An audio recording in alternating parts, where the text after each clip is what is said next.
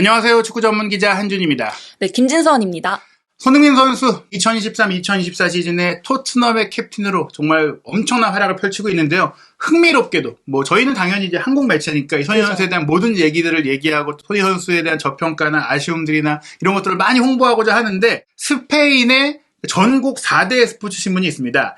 마드리드를 기반으로 하는 마르카와 아스, 그리고 바르셀로나를 기반으로 하는 몬도 데포르티보와 스포르트가 있는데 그 중에 한 곳인 아스에서 손흥민 선수는 전 세계에서 가장 과소평가된, 저평가된 선수다라는 컬럼을 내놓았어요. 그래서 이 부분은 또 주목해볼 수 있는 이유가요. 스페인에서 손흥민 선수를 주목했다는 이유에서 또 우리나라야 우리나라 선수니까 그럴 수 있지만 스페인에서 프리미어리그에서 뛰는 선수, 손흥민 선수에 대한 과소평가된 선수다라고 이렇게 또 기사를 낼 정도면 이 부분은 또 중점적으로 살펴볼 필요가 있죠. 사실 유럽 내에서 스페인은 라리가, 자신들의 리그가 또 가장 또 자부심이 높고 또 정말 큰 규모지만 사실 아시다시피 지난 몇 년 동안 프리미어리그가 좀 압도적으로 치고 나가고 좀 인기를 끌고 있는 부분들이 있어서 스페인 내에서도 이제 프리미어리그 중계가 인기가 있고 많은 스페인 선수들이 활약을 하고 있거든요. 그러한 가운데 이제 아스에서는 올해부터 이제 풋볼 인터내셔널 국제 축구 부서의 이제 헤페, 이제 팀장급, 어떻게 보면 편집장이라고 할 수 있겠죠. 편집장으로 파블로 푸엔테네브로 기자를 이제 선임을 했는데 이 기자가 이제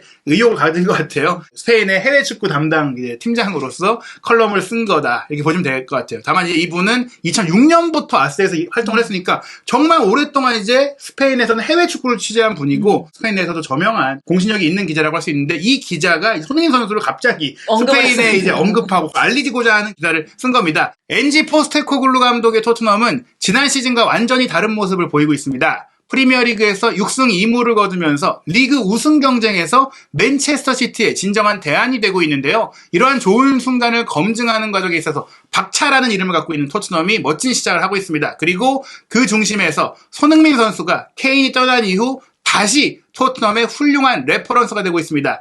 여기서 중요한 게 토트넘이 이제 스타일도 바뀌고 경기력도 바뀌고 또 분위기도 바뀌는 가운데 다시 손흥민 선수가 레퍼런스다. 그러니까 케인이 있을 때도 사실은 케인 선수가 부상이거나 부진할 때 손흥민 선수가 그런 역할을 해왔던 거잖아요. 네, 손흥민 선수가 항상 그런 중요한 역할을 항상 해왔었고 다시 또 이제는 아예 직접적으로 케인이 이제 아예 없는 상황이니까요. 떠난 상황에서는 다시금 토트넘의 중요한 이제 역할이 됐다고 한 번 더 강조하고 있습니다. 네, 그러면서 이제 손흥민 선수의 올 시즌 기록 프리미어리그 8경기에서 6골을 넣는 이제 압도적인 초반을 보이고 있는데 이것은 지난 몇 시즌 동안 축구 팬들 사이에서 공공연한 비밀이었습니다.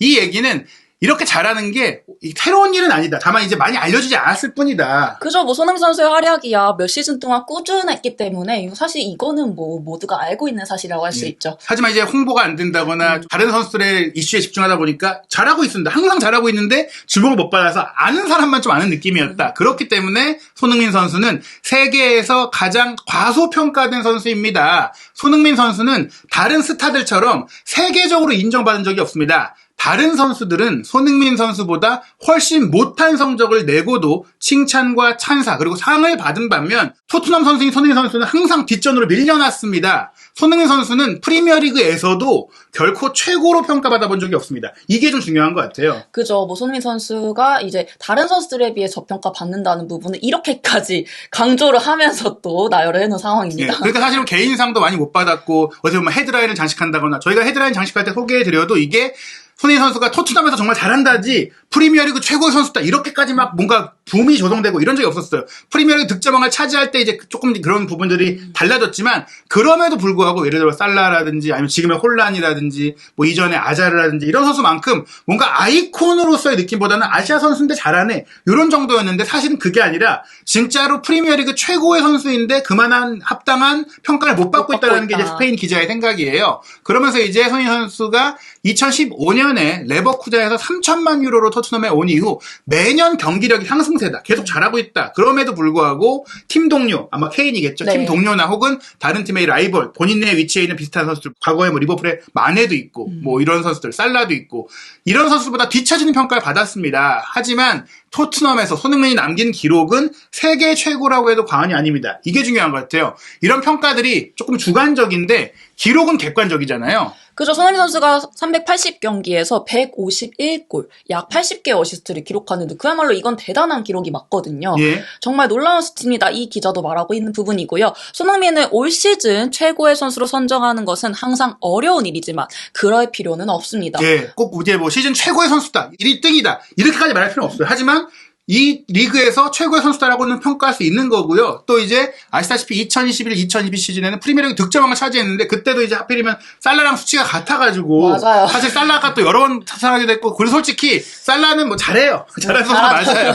근데 이제 손흥민 선수도 그만큼 잘하는데 좀 인정을 못 받는다. 그리고 올 시즌은 또 혼란이 또 계속 골을 잘 넣다 보니까 득점 2위인데 조명을 못 받는다. 혼란이 너무 많이 넣으니까. 어쨌든 조용한 킬러입니다라고 얘기를 하면서요. 손흥민 선수에 대해서 또 7시즌 동안 리그에서 10골 이상 두 자릿수 골을 넣었고 또 2020년에는 피파 올해의 골인 푸스카스상도 받았고 발롱도르 후보에도 2번이나 이름을 올렸다. 그리고 2022년에는 무려 11위였다. 하지만 이제 수상과 영예가 영국 안팎에서, 영국에서도 물론이고 유럽 다른 지역에서도 그렇게 조명이 안 됐다. 근데 그 이유가 아시아의 문화 때문이다라는 얘기를 해요. 이 기자는요, 그의 아시아 문화는 항상 그가 더 많은 인정을 요구하지 못하도록 막았지만, 이제는 이 조용한 득점왕이 목소리를 높여야 할 때다. 즉, 손흥민 선수가 조금 더 주목을 받고 손흥민 선수의 명성이 더 알려져야 할 때라는 것을 힘줘 말했습니다. 네, 그러면서 손흥민은 최고라는 인정을 받아야 합니다라고 했는데 이 아시아 문화라는 게 손흥민 선수 본인도 내세운다거나 자신만만한 인터뷰를 한다거나 그리고 또 이런 아시아 쪽에 대한 전반적인 좀 이제 시선 같은 게 있어요. 여전히. 물론 이제 지금은 인종차별 이런 단계까지는 아니더라도 좀 저평가되는 요인들 그런 얘기 많이 하잖아요. 손흥민의 국적이 브라질이었으면 달랐지 않겠느냐. 뭐 이런 얘기들이 있는 게 정말로 유럽에서도 정말 그런 생각을 하는 거예요. 네. 그런 부분들을 봤을 때 이제는 이런 것들을 다 이런 외부 요인들을 잊고 실력만으로 봤을 때 손흥민 선수는 최고라는 평가를 받아야 된다라고 주장한 것인데 이 기자가 정말 많은 것들을 짚어줬습니다. 일단 꾸준하다는 것. 손흥민 선수 사실은 정말 오랜 기간 이 경기력을 유지하고 있고 무엇보다 경기력이 점점 더 좋아지고 있잖아요. 그죠. 손흥민 선수가 이 프리미어리그 내에서 지금 109골을 기록하고 있습니다. 지금 순위로는 전체 프리미어 역대 득점 순위로 27위에 위치한 모습인데요.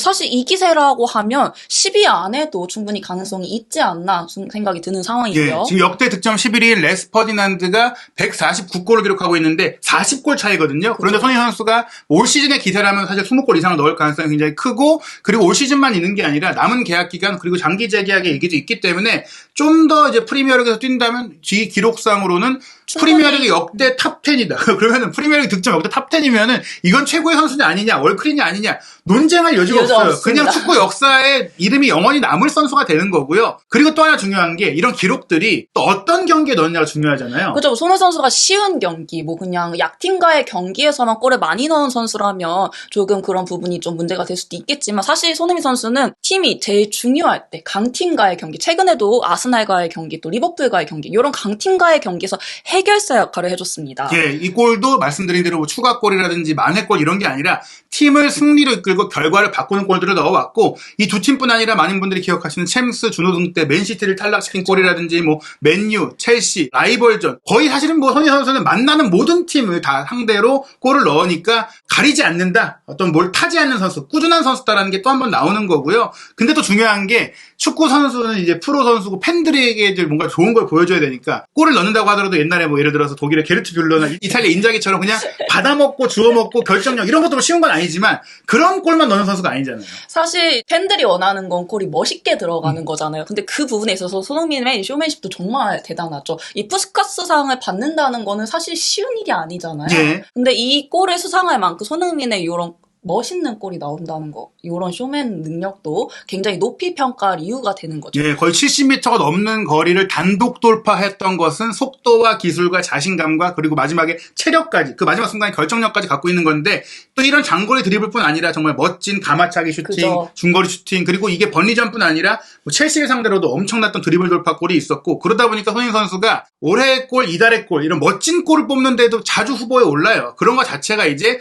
볼맛이 나는 선수다. 꾸준히 잘하고 골도 많이 넣는데 멋있는 골도 많이 넣는다. 이 정도면 정말 공격수로서 모든 걸 다 갖췄다고 할 수 있는데 또 그것만 있는 게 아닙니다. 근데 사실 손흥민 선수의 능력을 또 높이 평가해야 되는 이유 중에 하나는요. 손흥민 선수는 본인보다는 이 팀 플레이에서 또 빛나는 선수라고 할 수 있습니다. 본인이 욕심내기보다는 항상 팀 플레이로 해가지고 이제 수비도 많이 가담을 하는 모습이고요. 손흥민 선수가 사실 득점만 욕심을 냈다면 그냥 득점만 할 수도 있는 부분이잖아요. 하지만 이 손흥민 선수 내려와서 수비하는 모습 적극적으로 가담해주고요. 팀 동료와 함께 협력해서 경기를 이끌어가는 모습이 또 인상적인 선수라고 할 수 있습니다. 그러니까 올 시즌 같은 경우에는 포스테코글루 감독이 워낙 전방 압박을 많이 강조하니까 이렇게 라야 골키퍼를 압박하는, 그러니까 골키퍼를 계속 압박하는 끝까지 뛰어가는 모습도 있고, 또 상대의 공격이 진행될 때 태클로 차단하는 전방 압박과 이제 배후 커버까지 해주고 있는데, 어떻게 보면 이런 팀 플레이어, 세계적으로 골을 잘 넣는 선수들은 조금 이기적이다, 팀 플레이를 안 한다, 수비 안 한다, 이런 지적들을 받는데, 손흥민 선수는 그런 지적까지 안 받아요. 다만 오히려 팀 플레이에 너무 신경 쓴 게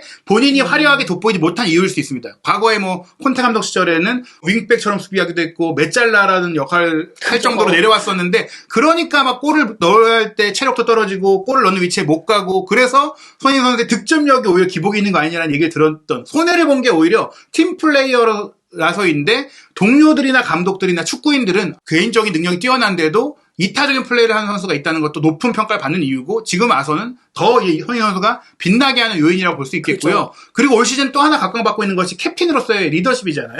네, 손흥민 선수가 올 시즌 주장으로 임명이 됐는데요.